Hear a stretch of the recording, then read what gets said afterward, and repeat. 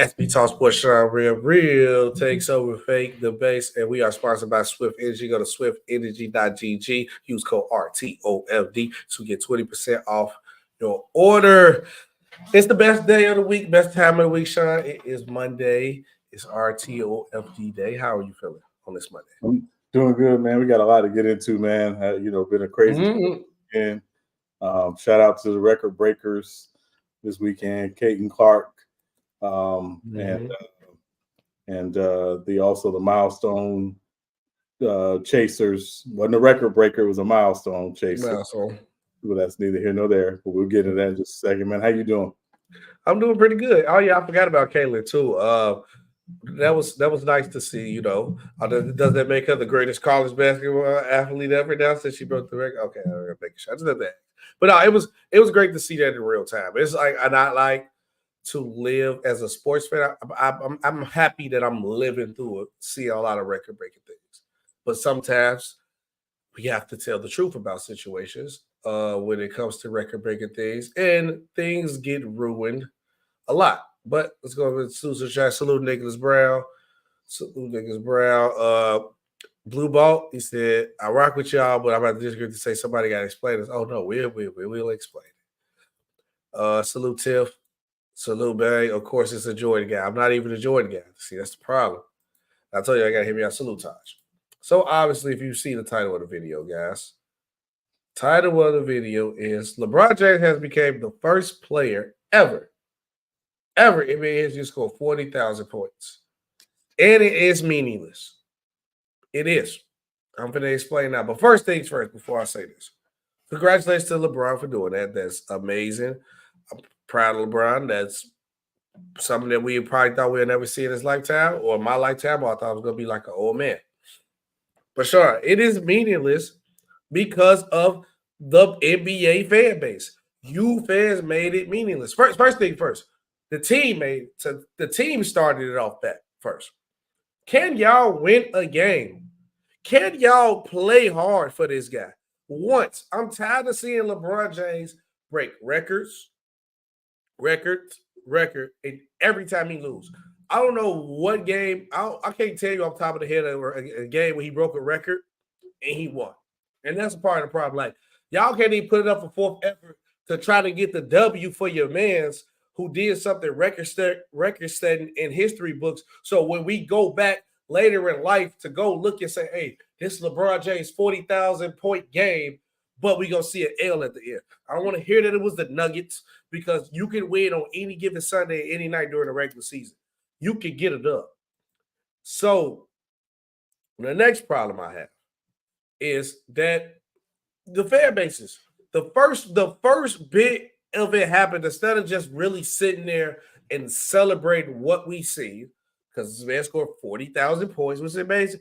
Nothing but narratives came right back after it. And LeBron fueled the fire. The first thing he said in the the post-game interview, oh, everybody just want to see me fail. And that's not necessarily true. Sean, you brought it up before the show.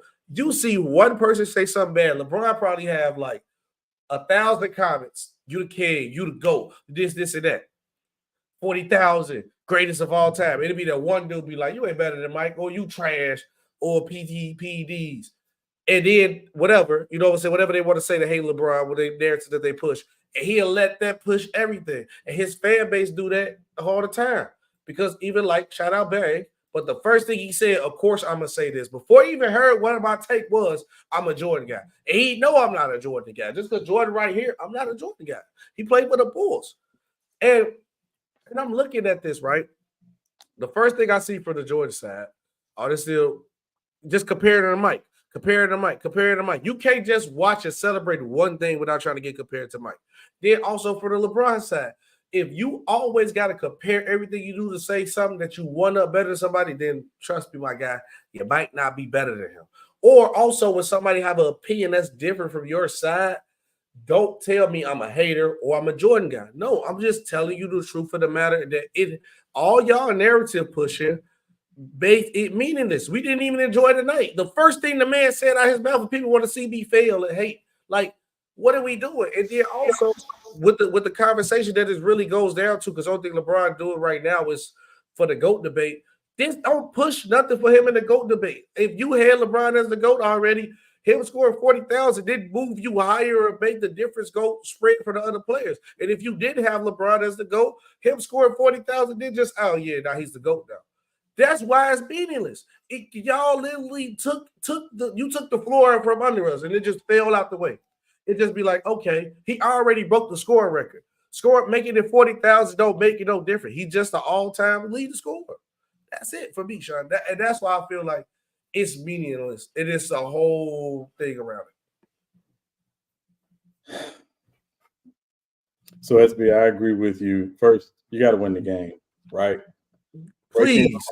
Breaking a record or setting a record or passing a milestone in a game that you don't win doesn't mean much to me either. That's first. And also, you were playing the team that swept you out of the playoffs last year in the Western Conference Finals, right? They are the team that you are measuring yourself against. Mm-hmm. You got to win the game, right? For the milestone, because again, there's a difference between breaking a record and setting a milestone. Mm-hmm. The night will set a milestone. I don't generally care about milestones.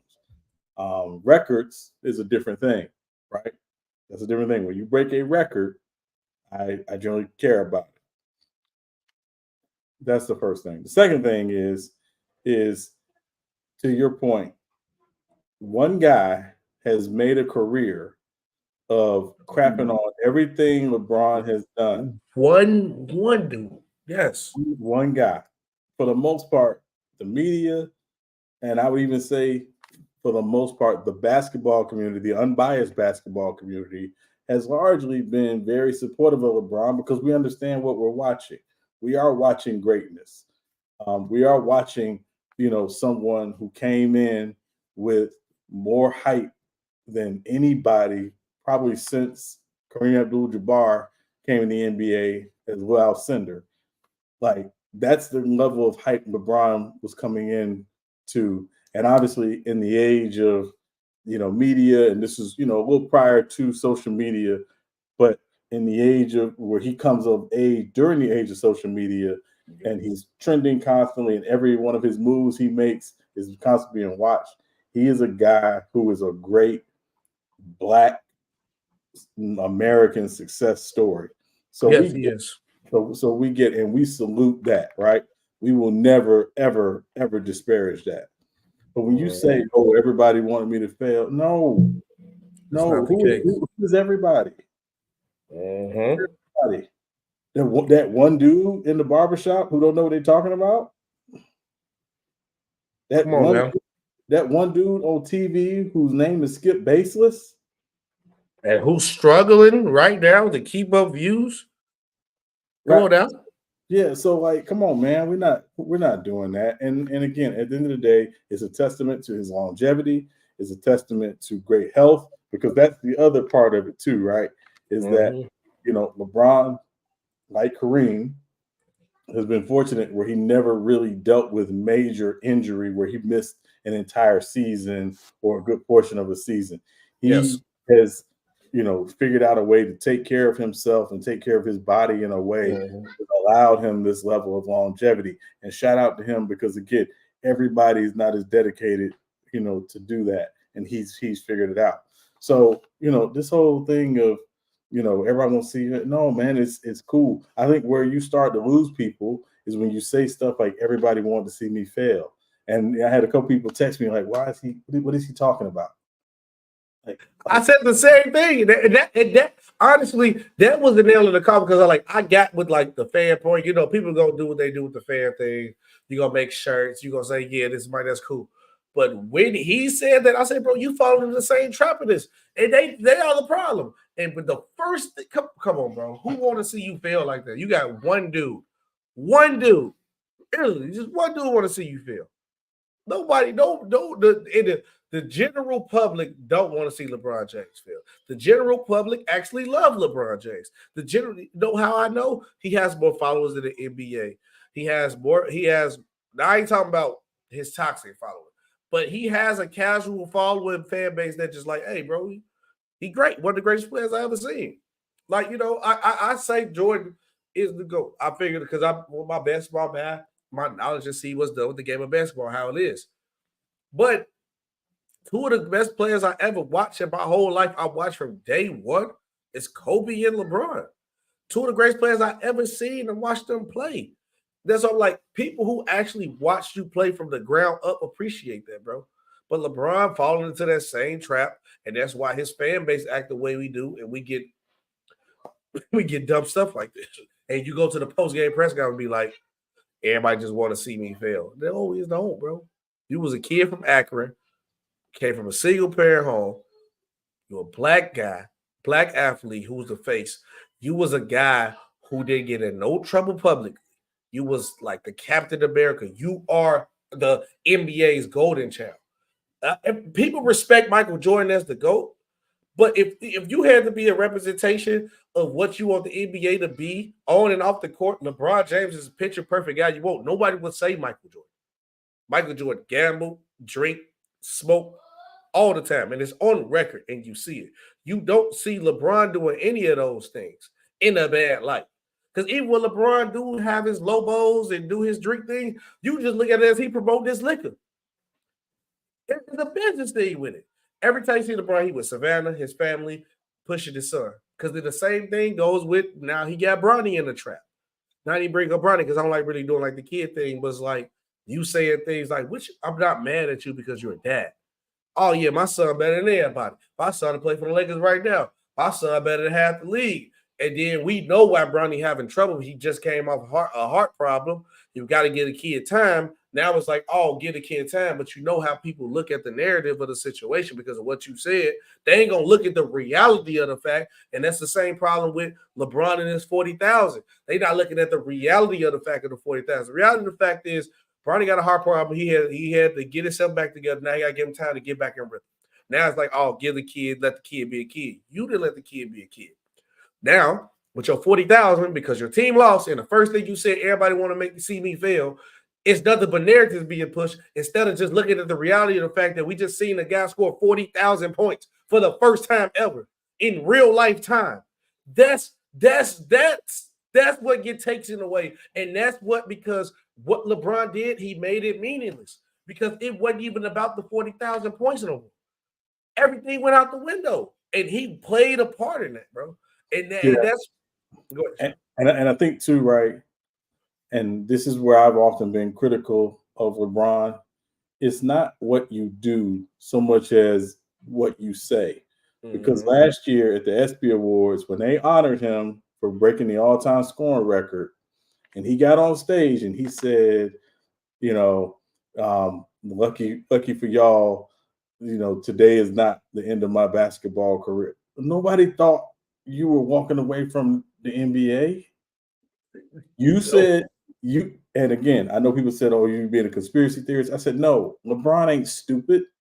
LeBron knows how the next day after the Lakers got swept, that if he says, I got to think about my future, I got to consider, how much time I have left. The moment he says that all the morning sports shows that morning, the first mistakes and the undisputeds and the get-ups and all of that, we're going to be talking about, did we just watch LeBron's last game last night? Mm-hmm. Because what he didn't want them talking about was the fact they just got swept. Mm-hmm. Mm-hmm. That's a good way to cover that up. That's a great way to cover it up because people forgot about that. Right. You know what I mean? I always said, I'm going to say this real quick and we can move on. I said, the best way to distract your girl from the fact you might have came in the house a little late? What? Excuse me. Get up early in the morning and fix the biggest breakfast in the world. Right? You know what I mean? Like, you know what I mean? So it's what you do, right? You got to flip it. That's it. You just got to flip it. Yeah, you're going to be tired, but at least you're distracted. So, yeah. Now, 100% agreed on that. At least LeBron is sensitive as heck. I agree, man. Salute everybody. Goat said LeBron's acting. He reads the script just like everybody else. Dog. He writes his own words in that script. He needs to start reading that script, bro. He said, "My guy speaking his own point. Broadcast so much about what other people think. That's why he strives on personal accolades." That could be true. That could be true. And he don't need to, bro. Like, bro, you one of the greatest basketball players ever to play. And this, one last thing too, right? And this was the last thing that irks my nerves. We got to move on because we got a lot of football stuff to talk about too. The narrative from both sides, because obviously I'm still standing on my record of saying that the Jordan and LeBron debate, not even the greatest basketball player debate, Jordan versus LeBron debate ruined basketball. Because perfect example, right? When KG, I'm gonna go both sides. When KG was just saying, "Man, we ain't never seen nobody like LeBron play this long." So everything KG said was valid. But then when he just had some recently, he was saying LeBron's on that new type of juice, allegedly, which I don't probably believe is alleged. That man take care of his body. Allegedly, now everybody's KG voice ain't valid. But when he was just on LeBron's side, it was cool. Let's go with the Scotty thing, right? Scotty doing the No Bull tour. Man, Scotty just jealous because of this and that. And he just came out recently said Michael Jordan is the greatest player ever. Oh, now Scotty voice valid. I hate that, bro. It's just whenever everything is that if it fits your side of your narrative, your story that you want to push, then you do it. And I hate it, bro. I hate it. On to the next one, though. On to the next one. I had to mute my little one going crazy. Yeah.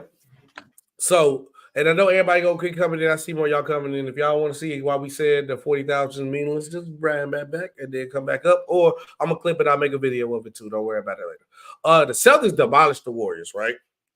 Beat about 50. They was down early in the first half. Yes. My question is this: I got two questions to show. Mm-hmm. One for the Celtics and one for the Warriors. Mm-hmm. Let's do the Celtics one first. Is it time? And is the Celtics finally the real deal, or mozzarella sticks gonna fall in the same trap and shoot itself out of every game? Or is it actually finally time to believe in the Celtics? Because in the Sixers, it be out. The Bucks don't look like they can really do what they think. The Cavaliers ain't ready.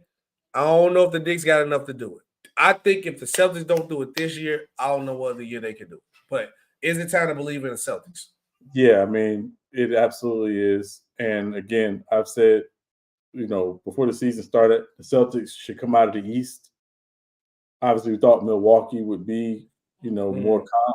Yes. They're not, even though they are playing a little bit better. Can't take that away from them. But this Celtics team reminds me of the 2008 Celtics team a lot. They ran through that first regular season. I think they were 65-17, if I remember correctly, in that first season. They were the best defensive team in the league.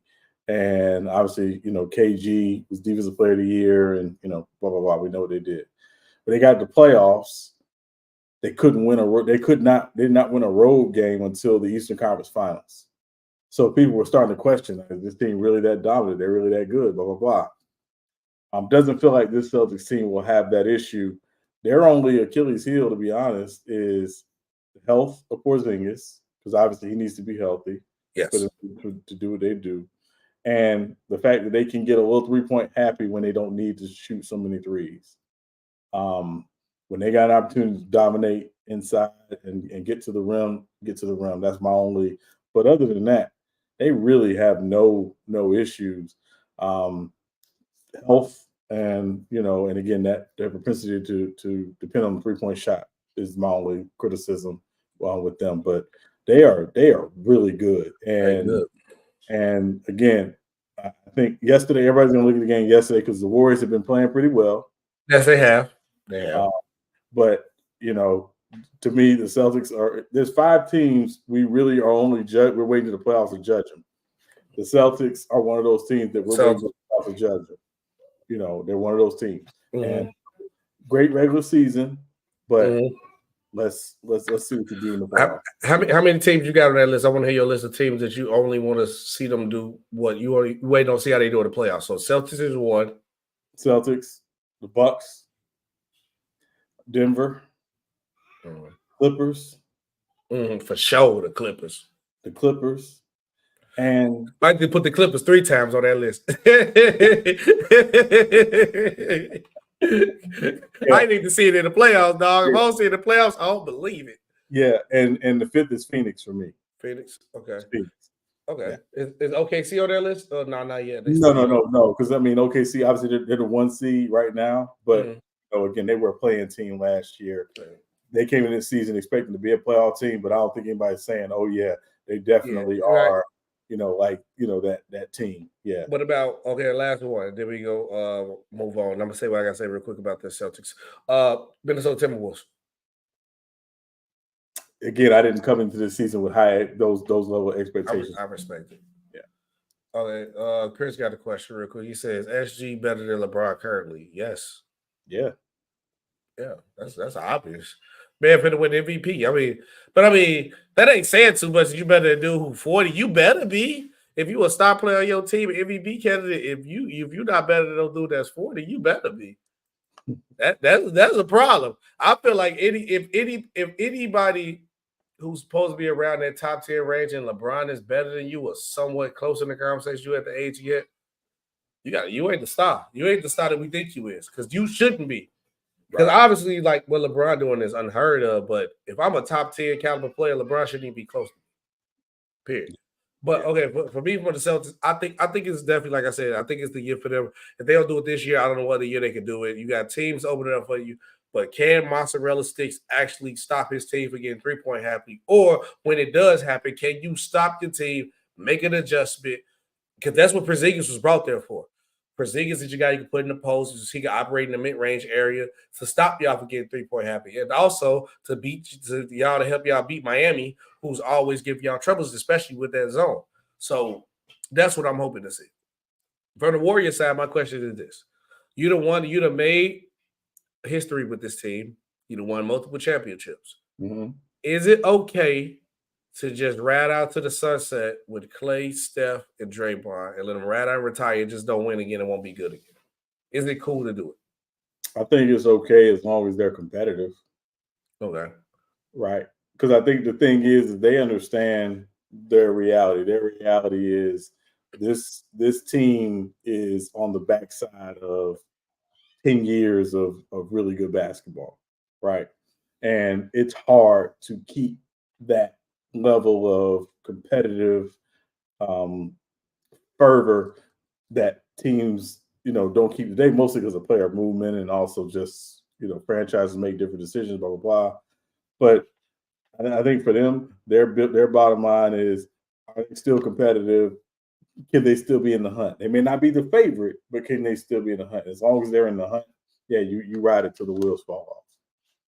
I 100% agree, because I actually want to see a team keep their guys together for once. And let's bring that camaraderie back of just like, hey, we built the team, especially when you built the team from the ground up and you draft these guys and we bought multiple champions. Let's bring that back, a guy stand with a team that after you won. Because I'm like, you won already, because we got into this mindset with the ring coach that you got to win and compete for a ring every year. Now teams get gutted, guys get moved, or guys running some multiple teams, a la like James Harden searching for a ring, and then you end up never getting one. And then when at the end of your career, you worry about what your legacy gonna be, and trying to figure out if a team gonna retire your jersey or not, right? Or if you deserve a statue. Because like we got a player that's great as Kevin Durant, and we truly don't know if KD gonna ever get a statue somewhere. Because when did he really cement himself? It was just like, did he really cement himself at OKC, or he was just a very great player in the situation?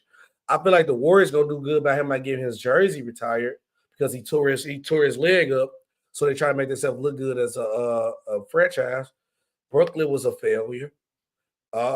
Phoenix, and we're gonna see you with Phoenix, but that's my point. Even a guy like Kyrie Irving, it's because he won that one ring with Cleveland, maybe, but did he really cement himself as like a legend in any place, really? I feel like Cleveland is the one you go probably give him to, because they never won nothing. What if he would have did that in like the Lakers, a team that's a historic franchise? It wouldn't work like that. But that's just my thing with it. Yeah. I wish the Bulls could do these top teams. What top teams do by signing good players and trade the draft. Look, man, I stopped wishing. At the same time, Clay, Curry, and Draymond in a new uniform would be weird. Like Hakeem in Toronto to a Parker. Yeah, I don't want to see that. I don't want to see them in no other jersey. I don't. Yeah, And again, in an age where so many guys move around, because that's what that's what the league is. Yeah.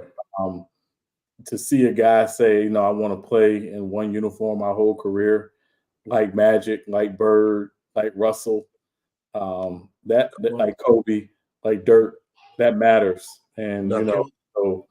Duncan, yeah. So I mean, I think it's just it would be cool to see all of them, retire as Warriors and go out together. Yeah. And one thing, Sean, that I acknowledge to the team that you're a fan of, before we go to this football conversation, do like how the Heat did UD, bro. UD stayed there the whole time, and he was everything the embodiment of Heat culture. And also, sometimes as a player, bro, you'd have made a lot of money. It's cool to take a pay cut to help the team prosper and go. You don't have to always be greedy. Even I see Duncan take a pay cut to stay with the Spurs. I see Dirk take a pay cut to stay with the Mavericks. They was like, yeah, Dirk, we're going to do good by you. We're going to trade you. No, I don't want. I won here already. You don't have to go and win every year, though. Right. You don't. And Manu stayed with the Spurs. He's not even a superstar, right? Let's bring that back. And then maybe we can start bringing back team rivalries. But yeah. On to the but he is a Hall of Famer. And that's all. He is Hall of Fame. Oh, yeah, you gotta be a Hall of Famer. You gotta be a Hall of Fame caliber player. Hall of Fame, you don't gotta be a superstar, but you gotta be a Hall of Fame caliber player. Yeah. On to the next one. This was big. This happened today. Russell Wilson was released by the Denver Broncos, and the Broncos is going to take a record-setting high, $85 million in dead cap space. Sean, was this a good or bad thing that the Broncos did? I mean, I think it's a good thing in that they can move forward. Obviously, he wasn't, their future. He's still going to get paid $39 million this year for not playing with them. Get that money. I think the worst thing to do, right, is teams make the decision where we're just going to hold on to a guy because of his contract or it's too expensive for us to let him go. So if they feel like they made a mistake, then, the worst thing you do is compound a mistake by holding on to it. Let it move on. And so, yeah, it's smart on their part. Let him move on with his career, wherever it's going to be. I think there are a few teams that I think will be interested in him and that could be interesting spots for him. But at the end of the day, they had to move on from the mistake, right? And again, just because you spent $80,000 on the wedding don't mean you stay married because you're crazy. Yeah, but I'll be mad if I spend a lot of money on your wedding and you divorce. You better figure it out. I can't get my 10 bands back for your wedding and all them drinks and stuff. The Vegas trip. I need my 10 bands back for you. I need my money. But it was just the dead cap space that hit me. And I'm worried that the Broncos might get because karma, God don't like ugly, and karma is bad. You brought Sean Payton in, which is understandable. I think you should have probably leaned more towards of a guy who would be a Russell Wilson guy because you paid the guy all that money. But it's Sean Payton, so you kind of get a pass. But the way they dogged out Russell Wilson was terrible. Even if you knew that guy wasn't your guy, they should have went better ways about it.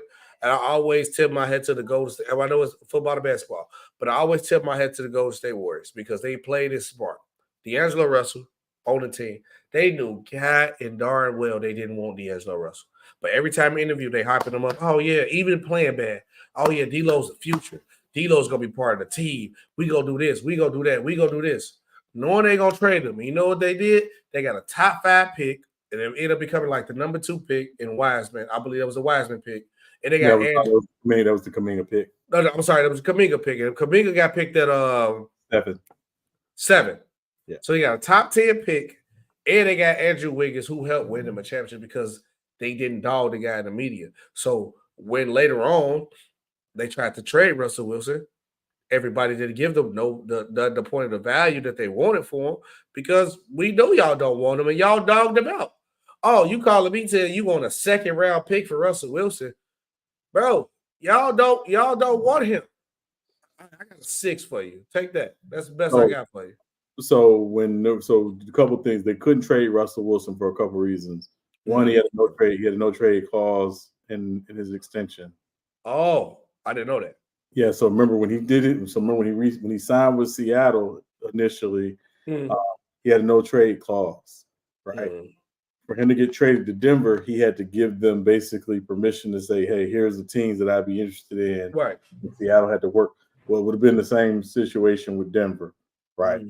So, which again, that's part of it. Secondly, that contract, no team was going to trade for the remainder of that contract, even if the Broncos were going to take a big hit. No team was going to trade for the remainder of that contract. And now, I mean, and let's be honest, right? The last couple of years in Denver and even that last year in Seattle have not been great for Russell Wilson. No.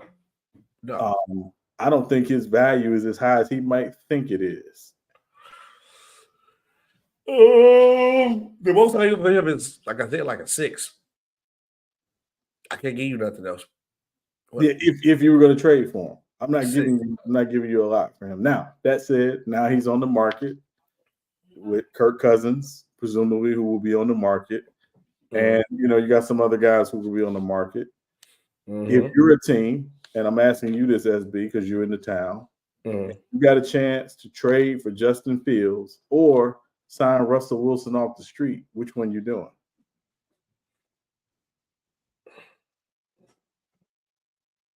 I might sign Russell Wilson off the street because I can get him for the low. I can get him for the low, or I got to pay him a lot of money?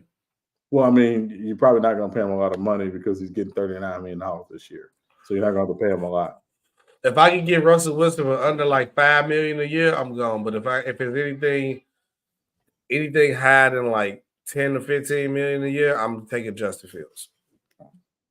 Because this is like a low ball offer. You can't beat that. You can't beat that. You can't beat that's the only reason I'm saying. But talent wise, I'm taking Justin Fields. But to get a quarterback like Russell Wilson, who's been kind of on the tail end back, but who can show his spurts, maybe he can do something. Oh, I'm taking a vet for the Super Bowl winner vet for the low. I'm definitely taking for the low. Okay, that's me. But what would you do? Oh, I'm trading for Justin Fields. He said no question. They ain't taking a chance on him. No, I'm trading. But you know what I'm saying? Only because it's for the low. For the low, I take it for the low. Yeah, no, I'm trading for Justin Fields because of the upside. Oh yeah, 100%. Right. That if you get Justin Fields in the right situation and you build it around him, that I think Justin Fields is going to be a successful NFL quarterback for the next 10 to 15 years. In the right situation. So if I give up a second-round pick for Justin Fields and he ends up being my quarterback for the next 10 years, I won. Yeah, you won the trade. Dylan asked a question. What's your guys' opinion on keeping Justin or drafting Caleb Pierce? I want Justin, but I think it'll be better to draft Caleb. Sean. So this is not a football decision so much as a financial one. I'm drafting Caleb Williams. I'm not mad at that. Because you got to pay. Because if Justin Fields come out and ball out, which he most likely would, you got to pay him next year. You got to pay him. Only thing I'm concerned about with Caleb Williams is his height, because I think he's like 6'1". He's like 6'2". He's like 6'2". But I seen the picture of him like with people at the combine place.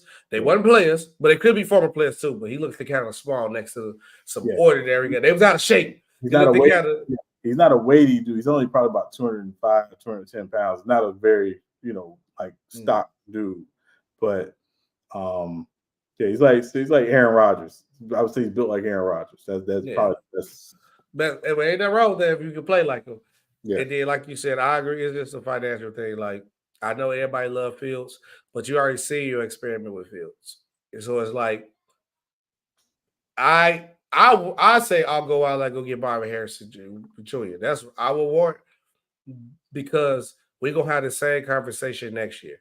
Or also, you can take Marvin Harrison Williams and what's wrong? We're going to get Jaden Daniels.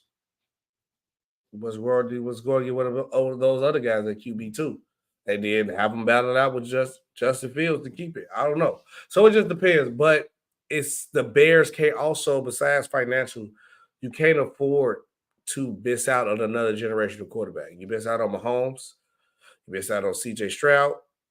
And I'm not mad at the CJ Stroud because CJ Stroud was Justin Fields' backup, so that's kind of understandable. But then now, if you miss out on Caleb, that'll look bad. So I think the Bears are going to draft Caleb Williams, and that's going. Yeah, and again, here's the other thing too, right? So you got a lot of draft experts, quote unquote, saying there's not much difference in terms of how they view Caleb Williams and Jaden Daniels, right? Jaden Daniels can throw that ball, dog. He can throw that pill. He had a great season last year, but I have to, and I know we're gonna spend some time on the draft here in the next couple months, so I won't go to.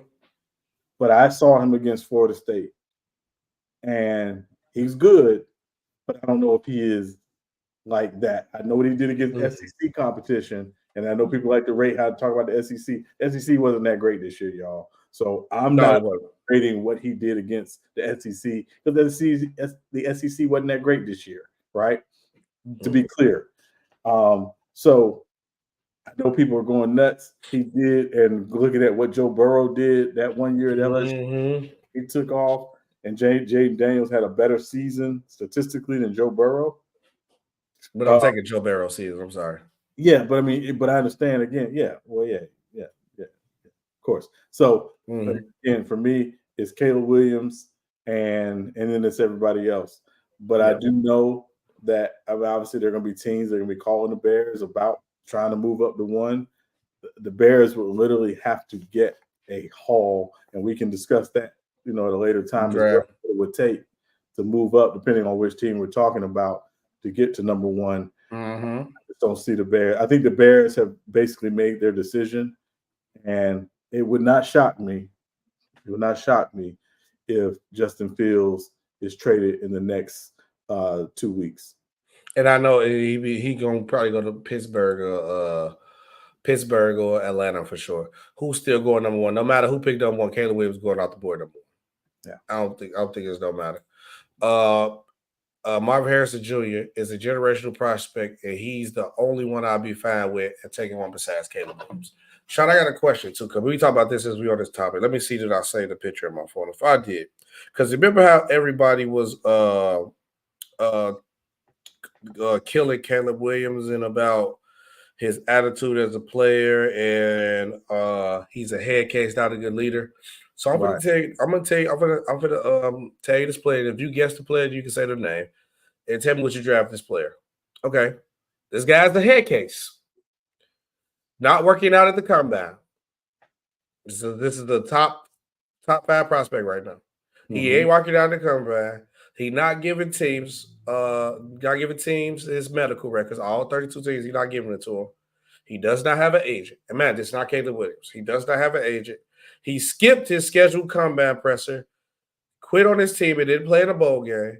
His father is accused of murder, and not as impressive. He did not have an impressive junior season without the quarterback that he had last year, who's in the league killing right now.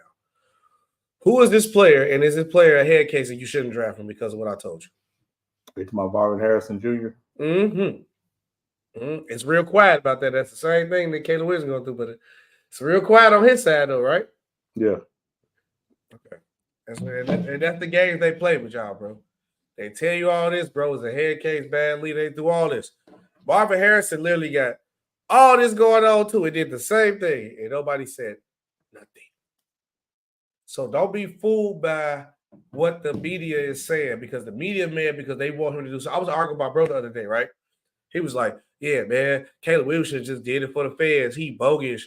I'm like, brother, he's the number 1 pick.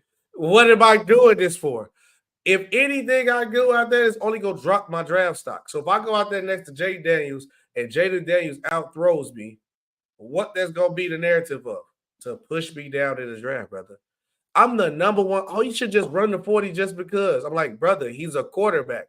It don't matter if he runs the 40. He's not going to run anyway. And then if he runs the 40, what is that going to do for him? I thought he should just do it. No, he shouldn't, brother.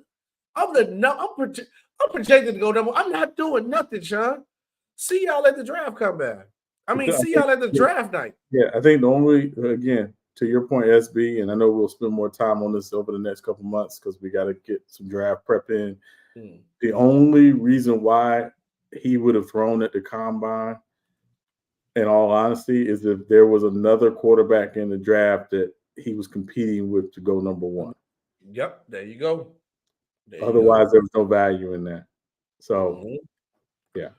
Oh yeah, sure. I just looked up this one thing because I forgot to add it to it. But let's we go do this. One ain't gonna take long. This is a real quick one. I knew this was gonna happen. I told you, and we talking about guys staying with the same team. Before we get to this NFLPA stuff, real quick, Mike Evans agreed to a 2-year deal with the Tampa Bay Buccaneers. I love this move. I didn't want him to go nowhere, obviously, because I knew what he was gonna be on the first trade smoking. He was gonna go to the Chiefs. Good God, they don't need no more help. Shout out Mike Evans getting his money, well deserved. Buccaneer great, future Hall of Fame. But what was your reaction to him agreeing to stay with the Buccaneers? Yeah, I mean, I thought he would have fought for a longer deal, just because now he's going into year 11. So I thought he would have fought for a longer deal, but I mean, 2 years, 52 million, 35 guaranteed. Not bad. So good for him. Okay, let's get to the serious one.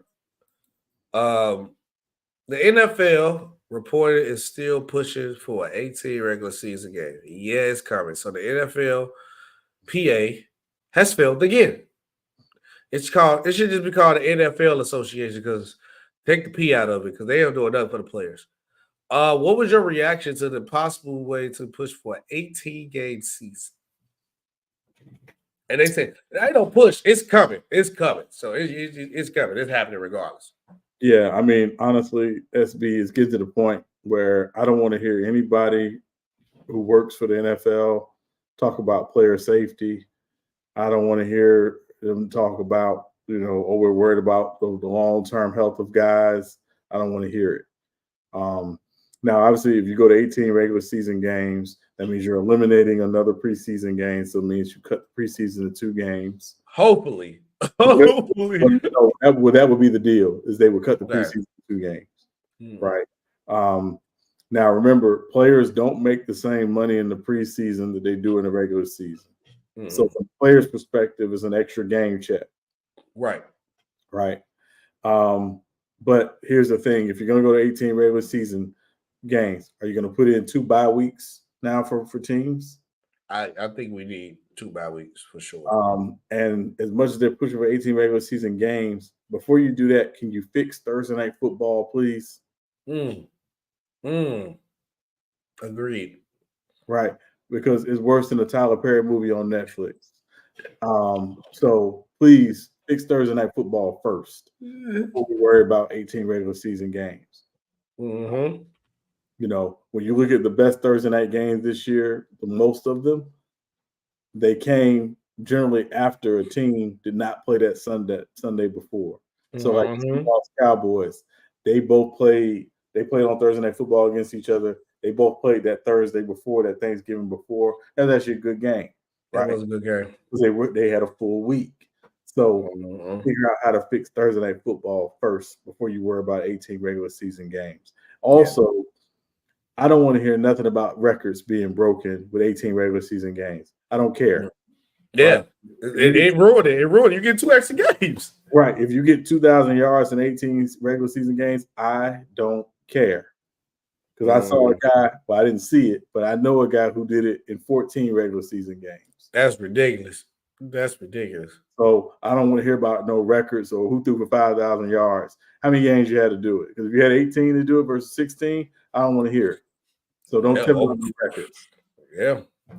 And again, I've been a long proponent of let's stop talking about single season records and look at per game per season.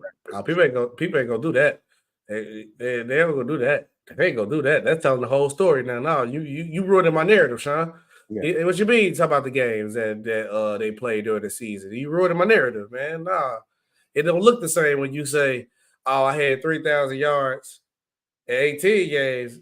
You did say 3,000 yards, 16, 14 games, or 2,000 yards. No, they don't hit the same.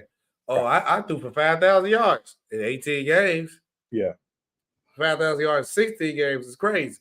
Yeah. But it don't hit the same. But no, I just think like the NFL PAs just take the P out of it, man. It's just they don't do nothing for the players. They don't. It seems like every time I never seen the league where if the league proposed anything, the players can't do nothing. They don't do nothing. Ah, yeah. 18 regular season guy, go ahead. Oh, we're gonna change this rule. Go ahead. Oh, this rule. This. They just be like, okay, cool. That's all they do. They just let the NFL do whatever they want to do. And that I'm still stand by what I said that the NFLPA is the worst players association to any league. Any league. Any league. It's like it's good to have a happy balance, but this one is just like on the back burner, everything. And the players are getting the bad end of the stick, I should say. Salute Empire Jeff. Salute G, but he said NFL doing 18 games is dumb. I agree. I think 17 was kind of pushed. I was cool with 16 games. So was I was cool with that. But another legend has announced his retirement. Jason Kelsey announced his retirement after 13 years. We all thought he was coming back for one more season, but not. And sometimes when you go through things in life when it comes to football, sometimes you mentally might want to be there, but your body can't keep up. And Jason Kelsey is calling it quits early while he's still functioning well, no injuries. He's good to go. So it's like sometimes you got to know when to call it quits. What is your reaction to Jason Kelsey announced his retirement? And where is Jason Kelsey ranked all the time? Is he a Hall of Famer? What are we talking about? So, yeah, I wasn't surprised. I'd heard that after they lost in the playoffs and the wild card, going around, telling, guys, thank you and stuff like that. When a guy does that at the end of the season after, your last game, it's kind of telling. So I kind of expected it. The fact that he formally announced it, obviously, was a big deal. Where does he rank all-time centers and all-time? He's right up there. He's definitely up there. Is he a first ballot Hall of Famer? That I'm not sure of. I was looking at some comparisons. Right. His career compares very favorable to Dermontti Dawson. From the Steelers. Who was the first ballot Hall of Famer, and in a lot of cases is already considered the best center ever. Yeah. But the one thing he doesn't have that Dermontti Dawson does have is Dermontti Dawson was named to an all-decades team. Jason Kelsey was not. 20 decades was Marquise Pouncey and Alex Mack. And Pouncey was a dog. Yeah, Pouncey from the Steelers, obviously, he's up for the Hall of Fame, I believe, this season because he retired in 20. Yeah, he'll likely get in. Jason Kelsey's a Hall of Fame for sure. Just not sure if he's first ballot, but he's definitely without question a Hall of Famer. Yeah, I think Jason Kelsey definitely is a Hall of Famer. Did a lot of great things in his career. Like you said, he didn't have an all-decade team. That's kind of bad on him. But like you said, but you see who was in front of him, then you can't be mad about it. So, but I definitely got him as a Hall of Fame player. Great career. Is he on Jeff Saturday's level? Yes. Yes. 100%. Yeah. For sure. On to the next one. Chiefs use non-exclusive franchise tag on L'Jarius Sneed. I believe this was kind of like the obvious choice. You can't let that man go. So try to repeat. Well, so here's the thing with the non-exclusive franchise tag that's different from the exclusive franchise tag. The non-exclusive franchise tag allows that player to negotiate with other teams. Okay. Right. If that team signs that player to a contract offer and the Chiefs fail to match it, then the Chiefs will get 2 first-round picks for him. Oh, from the other team? Yes. Oh. Yes. Sneed good. Yes. So this is good. Sneed is good. So this is the same, just for reference, point of reference. This is the same tag that the Ravens used on Lamar Jackson last year. Right. Before they signed him to the extension. Mm-hmm. But obviously, we know no other teams seriously negotiated with Lamar, right? Yeah. and then he went on to win an MVP. But, so shout out. Snead good, but is he worth 2 first-round picks? Good. I mean, listen, I think it depends on which team it is, right? If you're a team that's a true legit contender and you feel like this corner could be the difference, those first-round picks ain't gonna be high. We're talking about a first-round pick in the late 20s, early 30s. So you're not really tripping on it. And again, he is very good. No, no. They wasn't gonna win without him. Yeah. So, but obviously this is a financial move, and the non-exclusive franchise tag, just also for point of reference, is lower than the exclusive franchise tag. Yes. So it's a financial decision as well.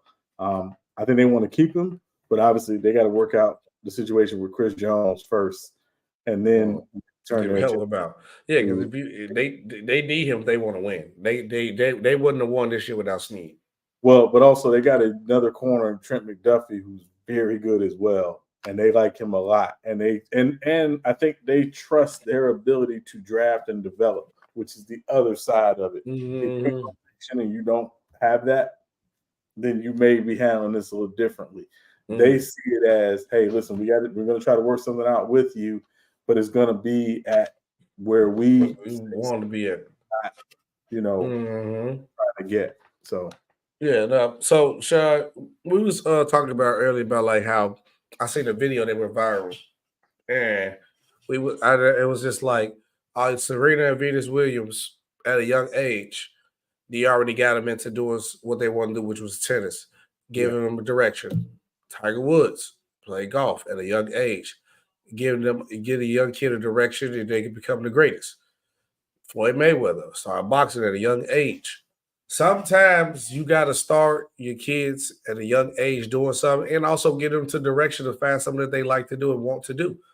Because sometimes too much free time ain't always a good thing. So now they got direction. They've been working on this craft since they was young. And Sean, I want to show you a video that I see that went viral. I'm trying to find one. All of them is the news one, but it's cool. We could just do the news one. That this young kid is a 4-year-old coach. 4-year-old coach right here. And it was probably one of the most cutest things you'll ever see, but it's like real, like you already in the game of going hard at it. We get past the news part. Okay, yeah, there you go. They go show up.